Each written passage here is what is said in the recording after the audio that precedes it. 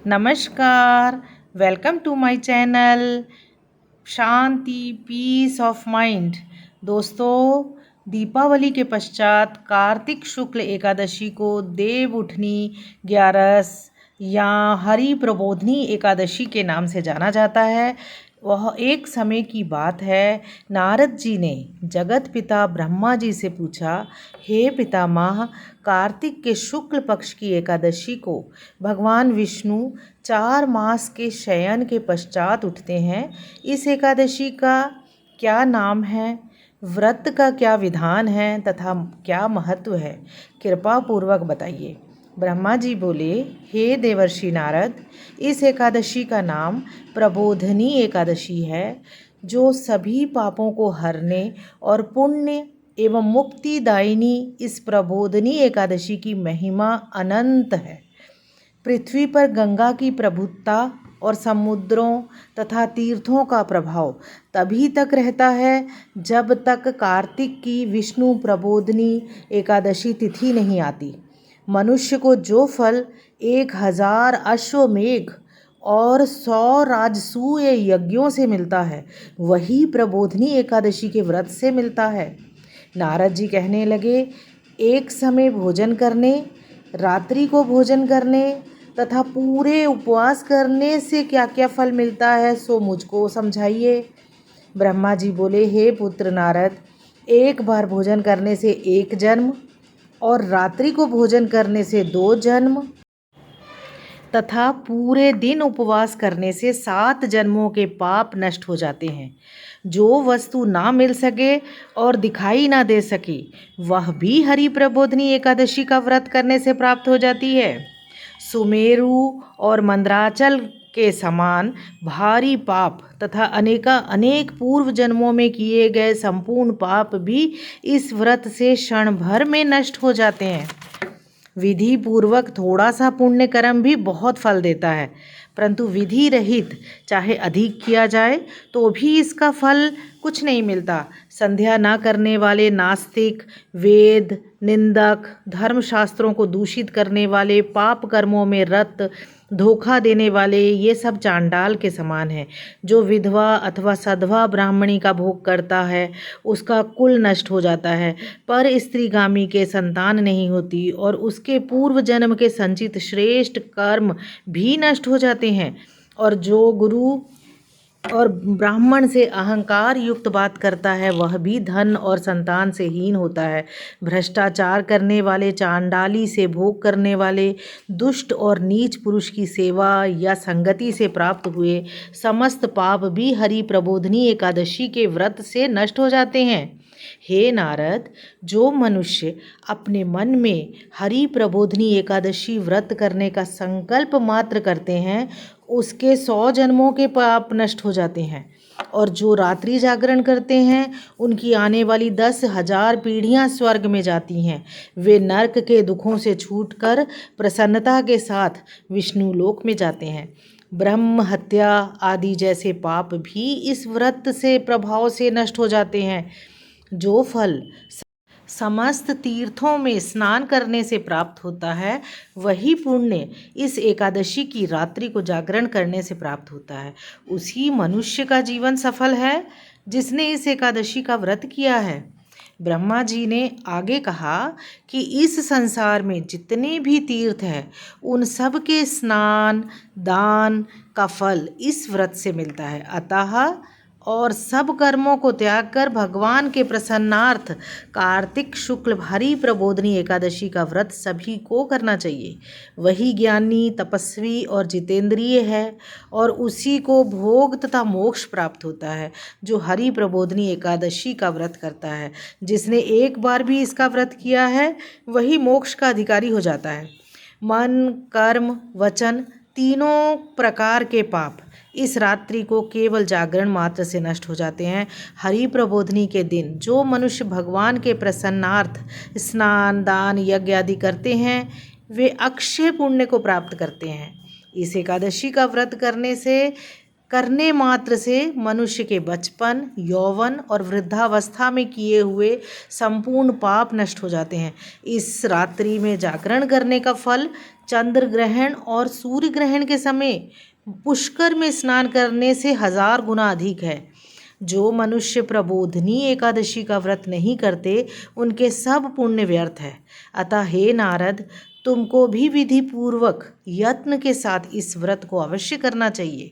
कार्तिक के पूरे मास में धर्मपरायण होकर जो व्यक्ति अन्न नहीं खाते उन्हें चंद्रायण व्रत का फल मिलता है। हे देवर्षि नारद, अब मैं तुमसे एक अत्यंत गूढ़ रहस्य की बात करता हूँ। ब्रह्मा जी ने नारद जी से कहा कि कार्तिक मास में भगवान दान आदि से उतने प्रसन्न नहीं होते जितने श्रद्धा पूर्वक शास्त्रों की कथा सुनने से होते हैं। कार्तिक मास में जो भगवान विष्णु की कथा का एक या आधा श्लोक भी पढ़ते हैं, सुनते हैं या सुनाते हैं, उनको 100 गायों का दान का फल मिलता है। अतः अन्य सब कर्मों को छोड़कर कार्तिक मास में मेरे सम्मुख बैठकर मेरी कथा अवश्य पढ़नी या सुननी चाहिए।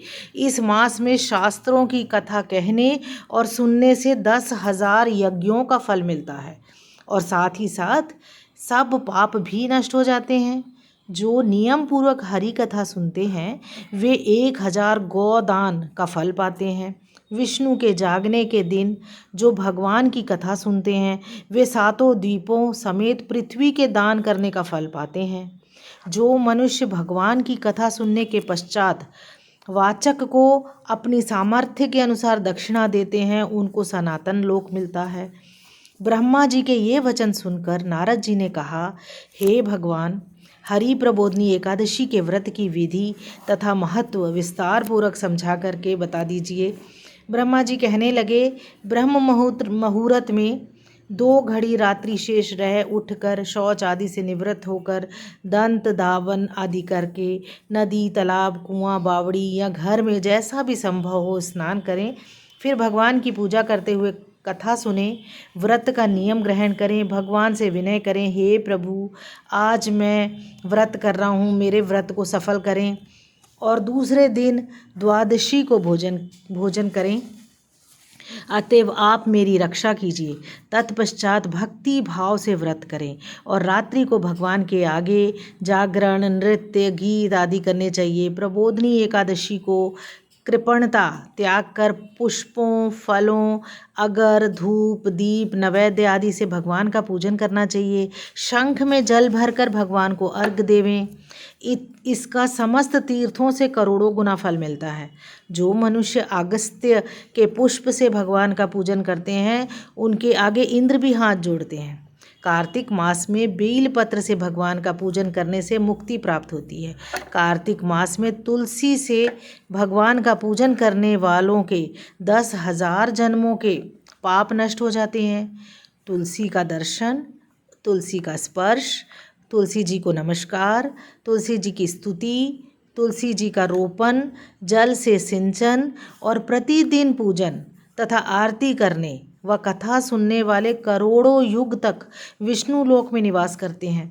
जो तुलसी का पौधा लगाते हैं उनके कुटुंब में उत्पन्न होने वाले प्रलय काल तक विष्णु लोक में निवास करते हैं। हे मुनि, रोपी हुई तुलसी जितनी जड़ों का विस्तार करती है उतने ही 1000 युग पर्यंत तुलसी रोपण करने वाले के सुकृत का विस्तार होता है। जिस मनुष्य की रोपित की हुई तुलसी की जितनी शाखा, प्रशाखा, बीज और फल पृथ्वी में बढ़ते हैं उसके उतने ही कुल 2000 कल्प तक विष्णु में निवास करते हैं। हरि पूजा में पुष्पों के महत्व का वर्णन करते हुए ब्रह्मा जी ने कहा, हे वत्स, जो कदम के पुष्पों से विष्णु जी की पूजा करते हैं वे कभी यमराज के दर्शन नहीं करते। गुलाब के पुष्पों से भगवान का पूजन करने वाले को मुक्ति प्राप्त होती है और जो वकुल और अशोक के फूलों से भगवान का पूजन करते हैं वे सूर्य और चंद्रमा के रहने तक किसी प्रकार का शोक नहीं पाते। जो मनुष्य सफ़ेद या लाल कनेर के फूलों से भगवान का पूजन करते हैं उन पर भगवान अत्यंत प्रसन्न रहते हैं। वे करोड़ों गौ माता के दान का फल पाते हैं। जो दूब के अंकुरों से भगवान की पूजा करते हैं उन्हें 100 गुना फल प्राप्त होता है। जो शमी के पत्र से अथवा चंपा के फूलों से भगवान का पूजन करते हैं वे मनुष्य फिर संसार में नहीं आते। जो मनुष्य केतकी पुष्प भगवान पर चढ़ाते हैं उनके करोड़ों जन्म के पाप नष्ट हो जाते हैं। पीले और लाल वर्ण के कमल पुष्पों से भगवान का पूजन करने वाले श्वेत दीप में निवास पाते हैं। प्रबोधिनी एकादशी की पूरी रात्रि को जागरण, पूजन, कथा कीर्तन के पश्चात दूसरे दिन प्रातः उठकर स्नान, जैसा भी संभव हो दोस्तों, घर में स्नान कर सकते हैं या किसी पवित्र नदी में स्नान कर सकते हैं। फिर भगवान विष्णु जी की पूजा करें और साथ ही साथ घर में स्थापित सभी देवी देवताओं की पूजा करें। यथासंभव दान ब्राह्मणों को या मंदिर में स्वयं, और फिर उसके पश्चात स्वयं भोजन करें। भगवान विष्णु जी की जय। आप सभी को देव उठनी 11 की बहुत बहुत शुभकामनाएं। दोस्तों, आप सभी स्वस्थ रहें, खुश रहें।